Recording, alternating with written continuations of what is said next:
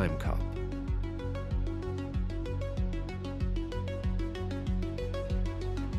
A novel by S.D. Perry, based on a screenplay by Mark Verheiden.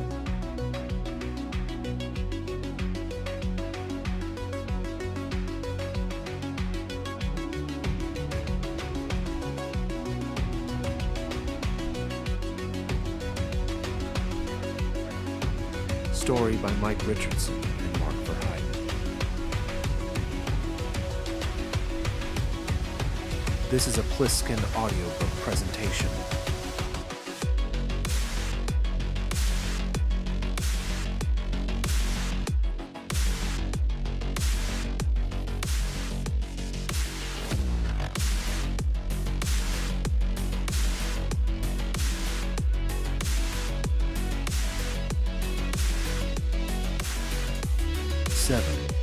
Spoda was a good guy, but he'd lost most of his clout. That had been clear in the past few months, but had gotten a fuck of a lot clearer after this afternoon's display. Spoda had listened to McComb's little speech and hardly peeped. You didn't need to be a weatherman to know which way the wind was blowing. Eugene Matuzak had worked his ass off to get where he was, and now it was all going to get flushed if things didn't come off right. He'd spent the afternoon immersed in red tape paperwork, forms signed and appeals sent out. And it still didn't look a whole lot better for the TEC. Well, it ain't over yet. Matuzak glanced at his watch, then shook it. It was over for tonight. Carol was going to be pissed if he wasn't home in the next 20 minutes. She was doing something Asian with a chicken. He stood and shouldered his suit coat. He looked at the mess of files on his desk and sighed.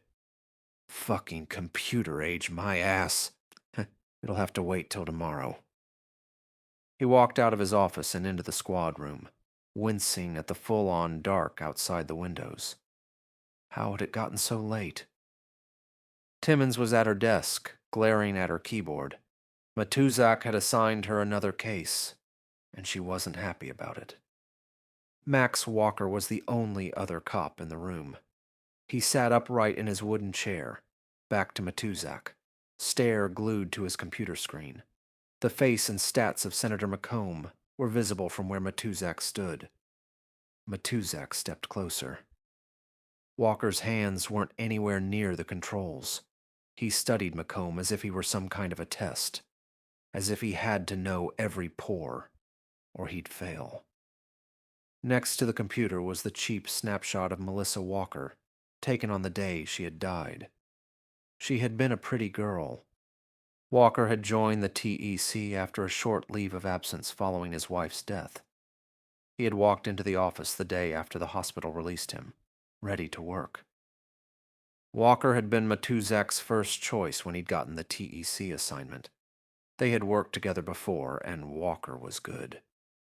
No, he was better than that. Max Walker was clean and sharp, maybe the best Matuzak had ever seen.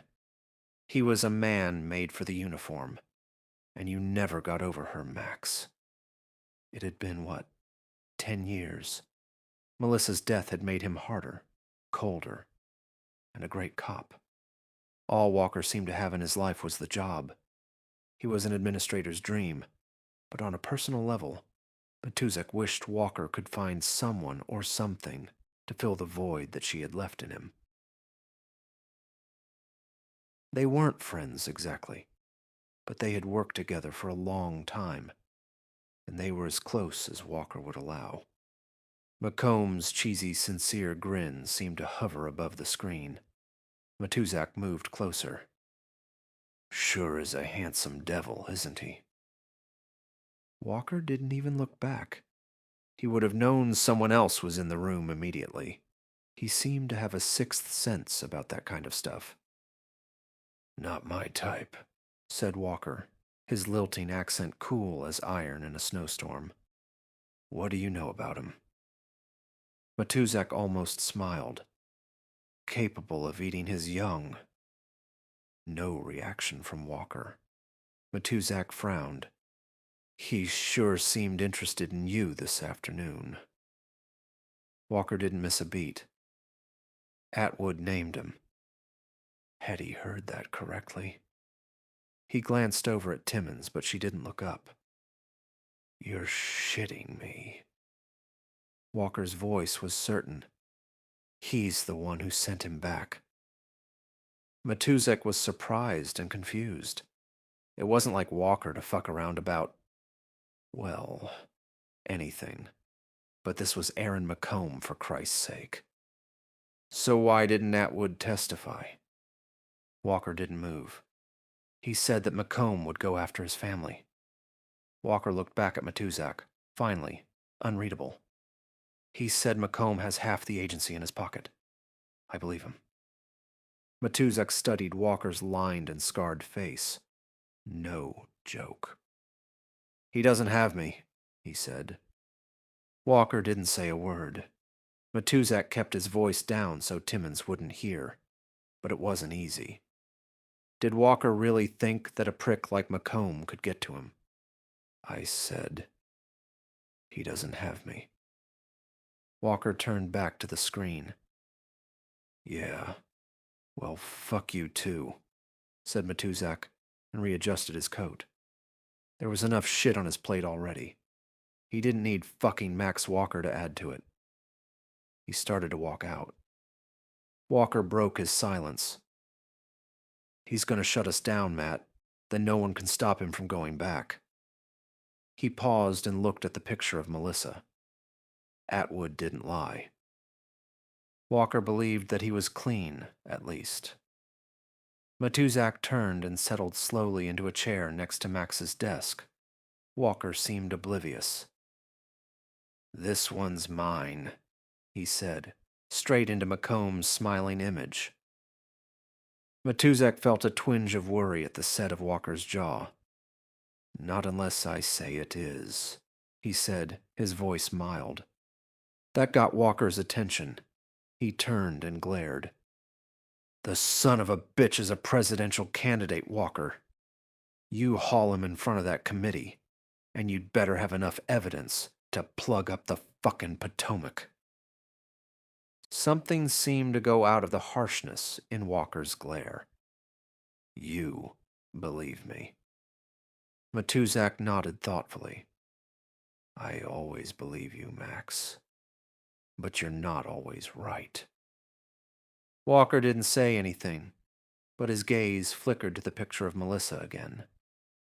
He never talked about her, and Matuzak had only brought it up once in their 10 years as TE officers, a few years back.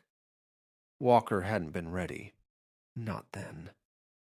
They had been staked out together on a tech job in '99, a computer lab that someone wanted raided. They had gotten back to 1968 an hour before the event, and had waited together in a dark room, filled with tiny blinking lights and deathly silence. After the quiet had stretched far into double digits, Matuzak had casually brought up the subject of women.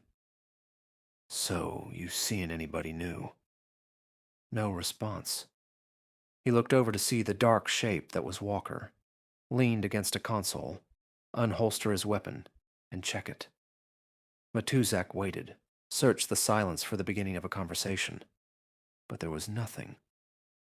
Walker reholstered his weapon and acted as though they were simply waiting. Matuzak started to say something else, but he saw the shadows of Walker's face. Max had closed his eyes, an expression of loss and anger on his tight features. And that had been the end of it. Until now.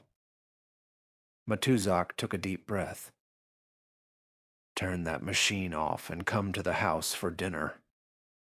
Carol would love to see you. Walker seemed to consider it, and then shook his head. Thanks. Some other time. Matuzak watched Max with the picture of his long-dead wife and tried again. You're allowed to have a life, you know. I read it in a manual someplace. Max reached out and touched the snapshot. Matuzak saw a look on his face that he couldn't recall Walker ever wearing before. Tenderness, combined with a huge, wistful sadness. When he spoke, his voice was clear and soft. "I loved her," he said simply. He opened his mouth to say more, then closed it again. Matuzak didn't say anything. Walker looked back at Macomb, and the look was replaced by an intensity that was almost frightening. "I'll tell you this, Matt. If I can't go back to save her, this scumbag's not going back to steal money." Matuzak nodded. If something happened to Carol or one of the kids, would he be able to keep himself from going back? Maybe. Walker was a strong man, stronger than he even knew, and he used that strength to keep himself sane. Matuzak stood up and reached for his coat.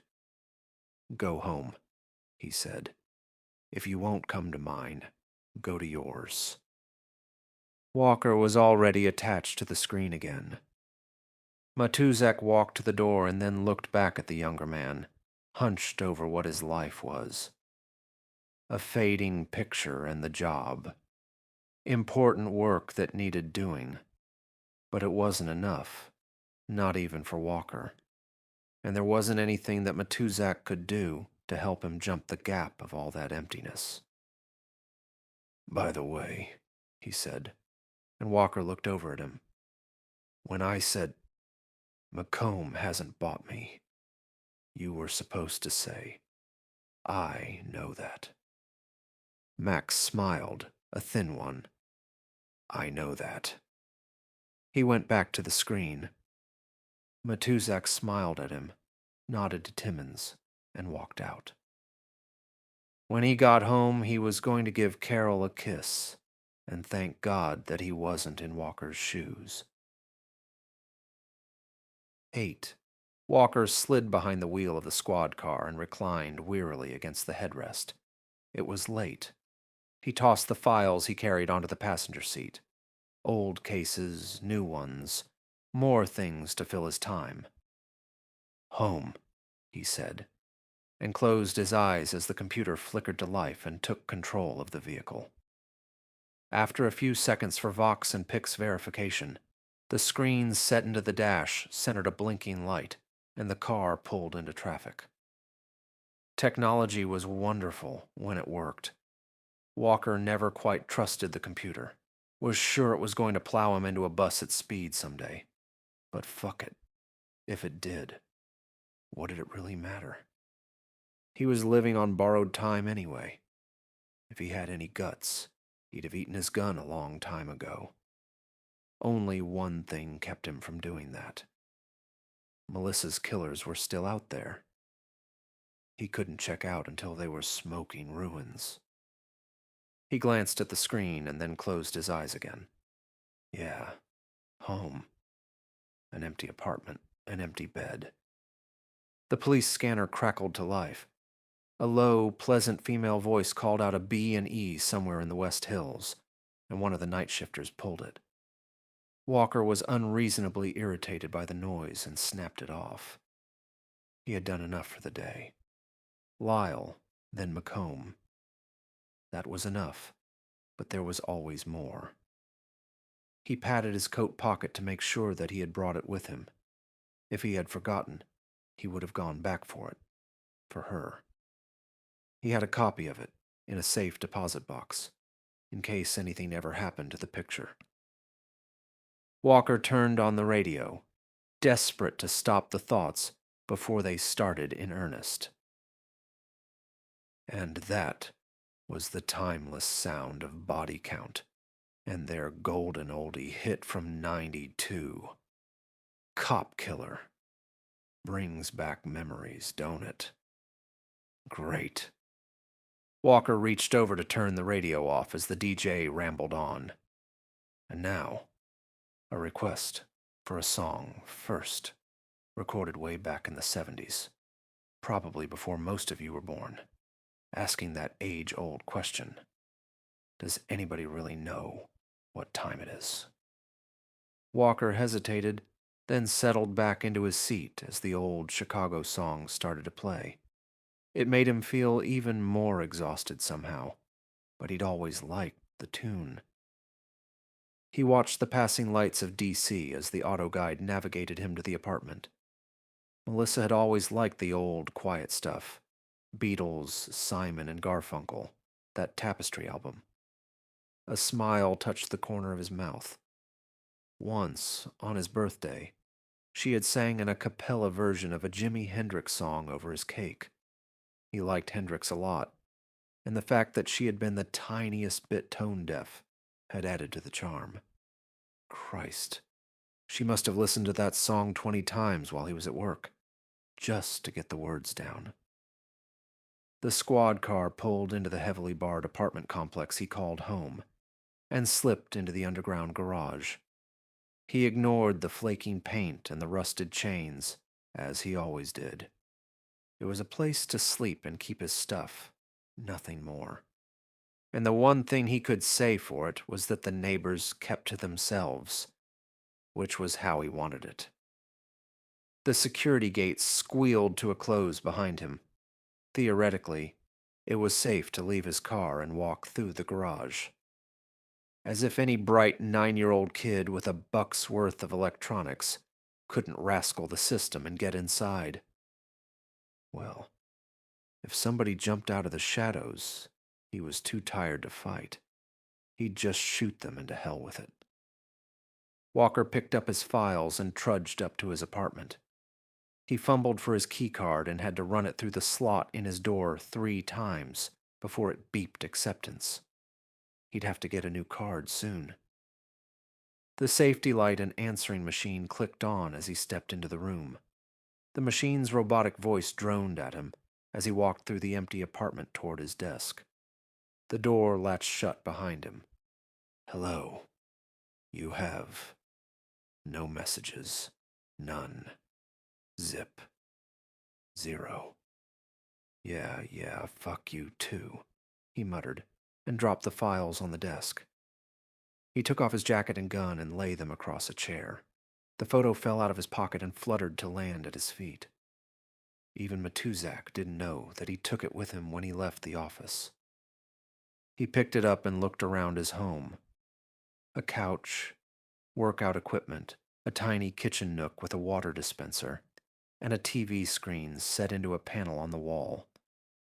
Not much to look at, but it was all he needed to survive. That's all he was doing. Surviving. Sometimes he didn't feel as if he lived here, and in those moments, he could see what Melissa would have done. New paint, a coffee table with her magazines strewn across it, black and white photos of the world outside blown up and hung tastefully on the walls. And flowers. Melissa loved to press and dry flowers. She had favored those tiny purple ones. Lavender or something. The air would have been soft and alive with their fragrance, and the apartment would have always been warm.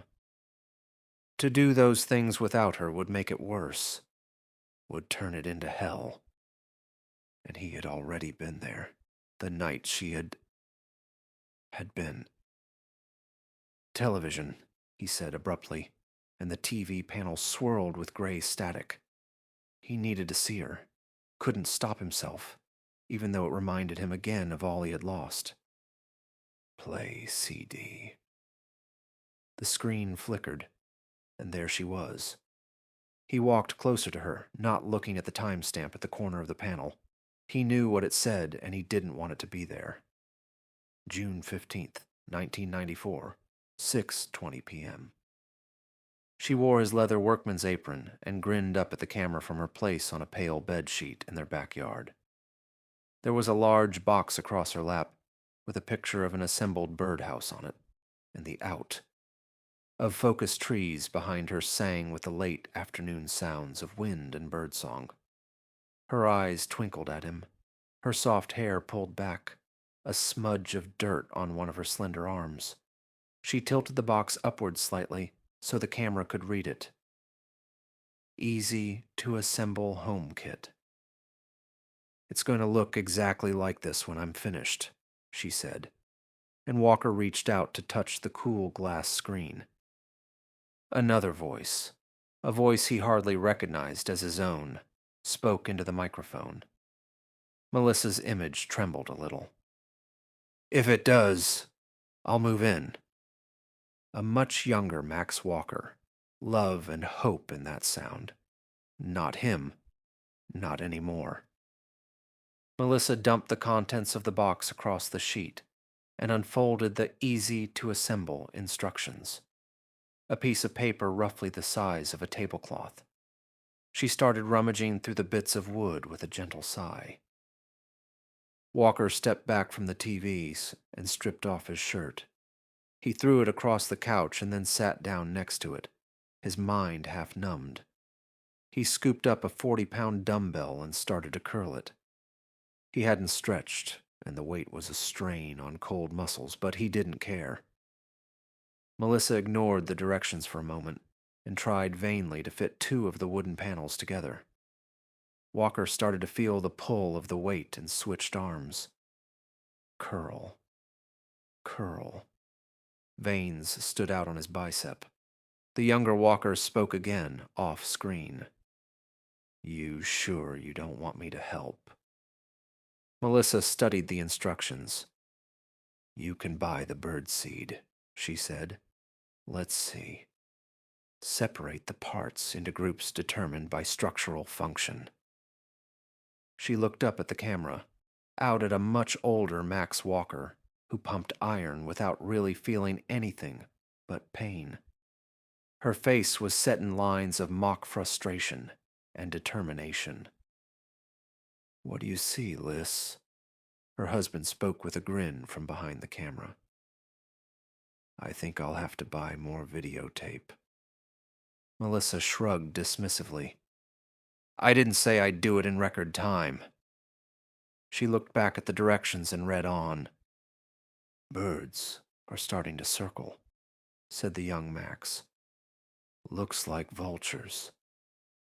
The old Max switched arms again.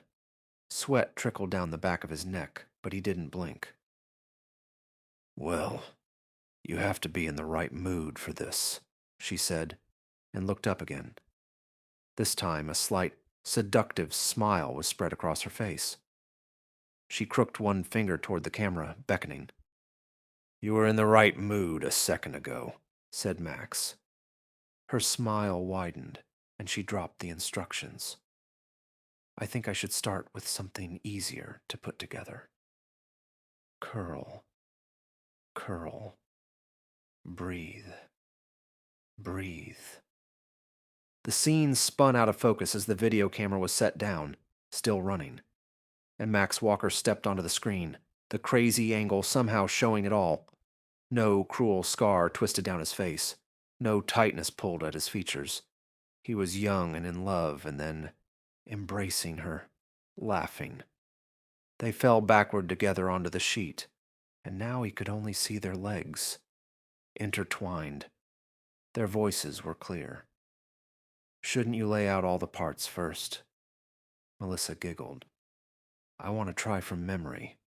I just find part A and work from there." Their legs twisted around and there were more giggles. Walker hesitated on the next curl, strained to hear her final words. "I love you, Max." The barest whisper, followed by the sounds of their lovemaking. Walker couldn't stop it, them, the rush of emotions at her words.